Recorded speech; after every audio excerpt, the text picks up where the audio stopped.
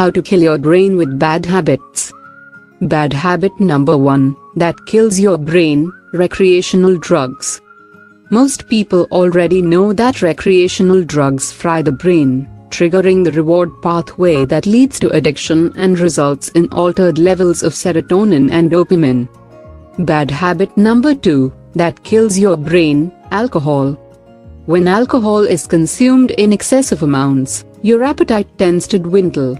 The alcohol replaces the feeling of hunger as it's laden with calories. Bad habit number 3, that kills your brain, avoiding reading. Researchers at the French National Institute found that people who were not disposed to reading had an 18% greater chance of developing dementia. And when dementia did occur, symptoms were worse in those who didn't read than in those who did.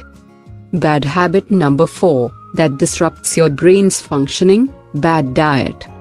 What's the common trait between high sugar and processed foods that makes them bad for your brain? It's their content of advanced glycation end products or AGEs. These molecular fragments act like minuscule terrorists, tying up your cell's DNA and rendering it useless. If you liked the video, give us a thumb and subscribe to our channel. Thanks for watching, and please share with friends.